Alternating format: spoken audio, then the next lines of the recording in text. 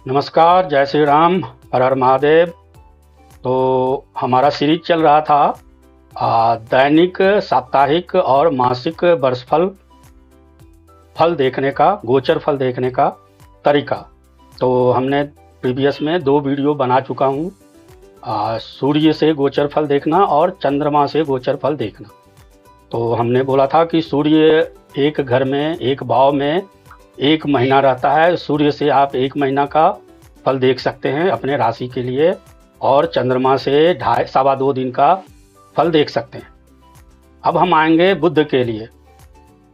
तो बुध भी लगभग 24 से 30 दिन तक एक घर में रहते हैं।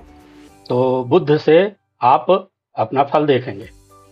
तो अब बुध के शुभ गोचर को समझेंगे, अशुभ गोचर को समझेंगे।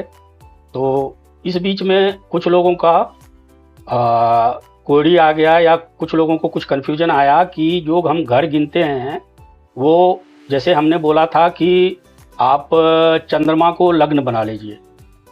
तो हमने बोला था कि चंद्रमा से, जैसे बुध का देखना है तो चंद्रमा से बुध को गिन लीजिए। अब क्वेश्चन आ गया कि चंद्रमा से गिने या चंद्रमा जिस राशि में बैठे हैं उससे गिने।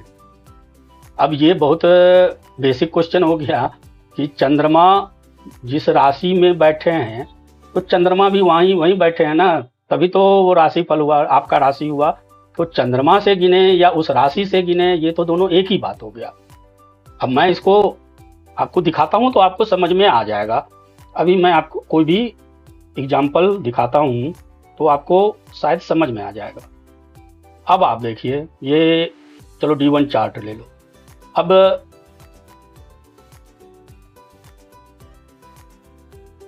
ये देखो, इसमें चंद्रमा किस राशि में है?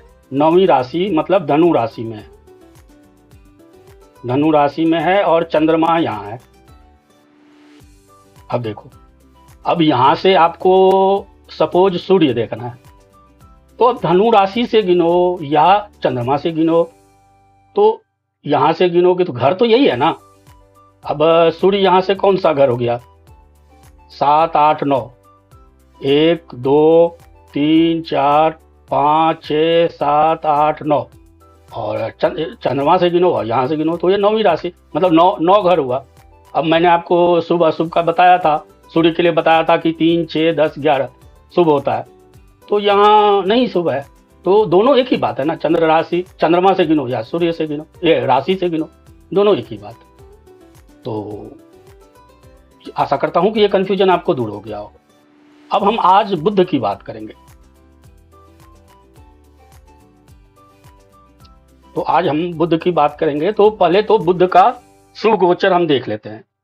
तो अच्छा, याद करने के लिए भी कुछ ट्रिक होना चाहिए। तो बुध सौम्य ग्रह हैं, तो सौम्य राशि यानी सम राशि याद रखें। तो सम राशि कौन कौन से होते हैं? 2, 4, 6, 8, 10। अब यहाँ 12 को छोड़ दें, 2, 4, 6, 8, 10, और 11वें राशि को आप मान लें कि 11वें राशि में लगभग सभी ही शुभ होते हैं। तो 11वें को एक विषम को रख लें, बाकी 2, 4, 6, 8, 10 में सभी शुभ होते हैं। तो आप इनको ले लें। तो इन राशियों, मतलब इन घरों में चंद्रमा से गिनने के बाद या चंद्र राशि से गिनने के बाद 2, 4, 6, 8, 10, 11 में चंद्रमा का गोचर शुभ गोचर माना जाता है। चंद्रमा का गोचर, सॉरी, अच्छा बुध का हम कर रहे थे आज, और हमारा मंगल छूटा हुआ है। चलो आज हमने बुध शुरू कर दिया तो बुध ही कर लेते हैं। मंगल छूटा हुआ है, सूर्य और चंद्रमा का किया था, लेकिन आज हमने बुध का शुरू कर दिया तो बुध ही मान लेते हैं। तो बुध का हो गया 2, 4, 6, 8, 10 और 11।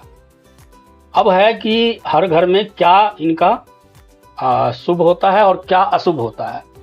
तो प्रथम भाव में बोला जाता है, बुध का प्रथम भाव में गोचर में धन हानि बोला जाता है। प्रथम भाव में धन हानि, बंधन सा महसूस होता है।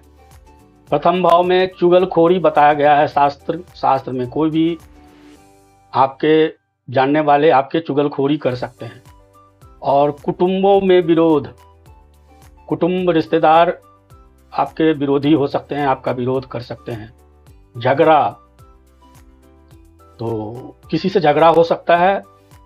कुसमय भोजन, तो भोजन के लिए मैंने आपको पिछले वीडियो में भी बताया था कि भोजन का कई बार भोजन समय पे सब कुछ अवेलेबल होने के बाद भी समय पे भोजन नहीं मिलता है, तो कुसमय भोजन। और दुर्जनों की संगति, दुर्जन मीन्स जो सही लोग नहीं हैं उनकी संगति हो सकती है। और द्वितीय भाव, तो द्वितीय भाव में शुभ बताया गया है, तो द्वितीय भाव में धन लाभ होगा। धन भाव है द्वितीय, तो धन भाव होगा, धन लाभ होगा। सर्वथा आनंद, आनंद की प्राप्ति होगी, अच्छे लोगों की संगति होगी। तो ये बोल सकते हैं कि जो प्रथम भाव में खराब बताया गया है उसकी क्षतिपूर्ति सेकंड भाव से आपको होंगे। तो और ये सब में ही बताया है कि सब दिन रहे ना एक समाना, तो 365 दिन ग्रह का गोचर कभी अच्छे फल देते हैं, कभी बुरे फल देते हैं। हमेशा ना अच्छा ही फल देंगे और हमेशा ना ही खराब फल देंगे। तृतीय भाव में बताया गया है शत्रुओं से भय, कुटुंब से झगड़ा, धन की हानि, मित्र बन सकते हैं, नए मित्र बन सकते हैं तृतीय भाव से जब बुध का गोचर होगा। भय, यहाँ भी भय बताया गया है। अब क्या है, कुछ शास्त्र में बताया गया है कि भय से जातक दुश्चरित्रता को छोड़ता है। अब दुश्चरित्रता मीन्स जो भी आप खराब कुछ कर आपके चरित्र में आता है। अब खराब चरित्र में बहुत सारी चीज़ें को गिना जा सकता है, नशा हो गया, इस तरीके के बहुत सी चरित्र में आते हैं। खराब चरित्र में बहुत सारी चीज़ें आती है, तो भय से आप इसको छोड़ना चाहोगे या छोड़ दोगे तो ये अच्छा ही में गिना जाएगा। अच्छा, चतुर्थ भाव में बोला गया है कि धन प्राप्ति होगी, 2 4 6 बताया हूँ मैं, अच्छा होगा, तो धन की प्राप्ति होगी। माता और कुटुंब को सुख, अर्थात सब कुछ अच्छा माना जाएगा, अच्छा होगा चतुर्थ भाव में।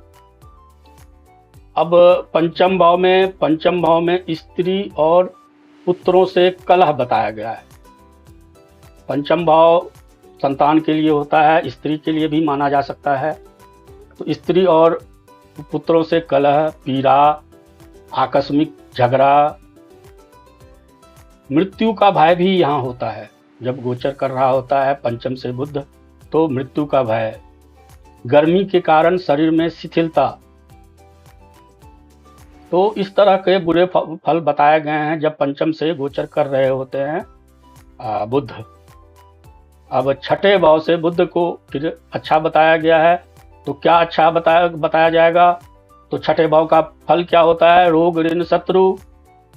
तो छठे भाव में बताया गया है विजय, शत्रु पे विजय प्राप्ति होगी, स्थिरता आएगा, धन, अन्न एवं नए वस्त्रादि की प्राप्ति होगी, उत्तम पुस्तक पढ़ने का सुख मिलेगा। क्योंकि बुध शास्त्र के भी कारक हैं, तो अच्छे शास्त्र वगैरह पढ़ने का सुख मिलेगा। सप्तम भाव में विरोध होगा, झगड़ा होगा, पीड़ा होगा, सुख की हानि होगी। एक्चुअली क्या है, सप्तम भाव क्या है, चतुर्थ भाव सुख है। वो चतुर्थ से सप्तम कौन सा भाव हो गया, आप गिन के देखो, चतुर्थ, पंचम, छठा और सप्तम। चतुर्थ से चतुर्थ मतलब सुख का सुख, मतलब सांसारिक सुख जो हम भोगते हैं वो सप्तम से भोगते हैं।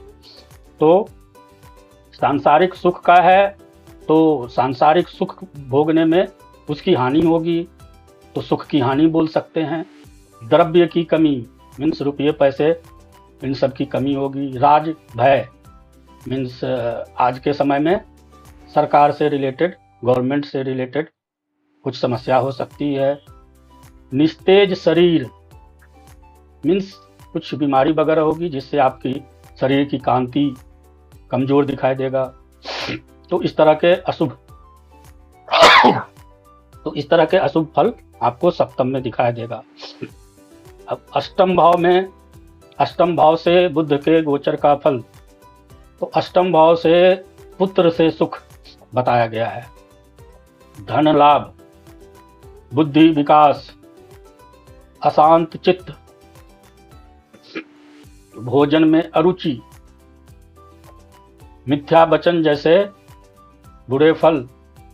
एक्चुअली क्या है कि अष्टम में अच्छा बताया गया है, लेकिन अष्टम भाव अच्छा है नहीं, तो थोड़े सुख थोड़ा अच्छा और थोड़ा खराब ही माना जाएगा। तो पुत्र से सुख, धन लाभ, बुद्धि विकास, लेकिन फिर जब चित्त आया, भोजन से अरुचि बता रहे हैं, मिथ्या वचन जैसे कुछ बुरे फल भी जोड़ दिया गया है। और नवम भाव से विघ्न बता रहे हैं, आपके कार्य में विघ्न होगा, शोक होगा, खेद होगा, दूसरों का उत्पीड़न होगा आपसे, आपके माध्यम से कुत्सित भोजन, खराब भोजन मिलेगा आपको। और पित्त से पीड़ा, तो पित्त से पीड़ा, पित्त तत्व होता है वायु पित्त, तो ये इस तरह से पीड़ा होगा आपको। और दसम भाव, तो दसम भाव से अच्छा बताया गया है, तो यहाँ ज़्यादा अच्छा होगा, सब प्रकार के सुख मिलेंगे, नए पद की प्राप्ति होगी। नए पद क्यों? दसम कर्म भाव है, तो नए पद की प्राप्ति होगी। वाक पटुता आएगी आपके वाणी में, वाक चतुराई, वाक पटुता, क्योंकि बुद्ध जो है आपके वचन का, वाणी का कारक है, तो वाक में चतुराई आएगी, शत्रुओं पे विजय और सुख मिलेगा।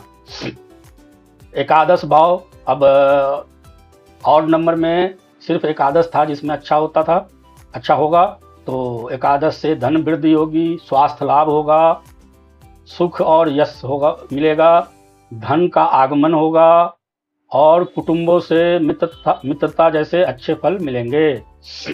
अब द्वादश भाव, तो द्वादश भाव अच्छा नहीं बताया गया है, तो पराजय होगा, दीनता का अनुभव होगा, धन सुख में हानि होगा, चित्त, जो आपका चित्त होता है, चित्त मीन्स जो इंटरनल फीलिंग होता है आपके अंदर, उसमें संताप होगा, भोजन में अरुचि, झगड़ा आदि जैसे बुरे फल होंगे।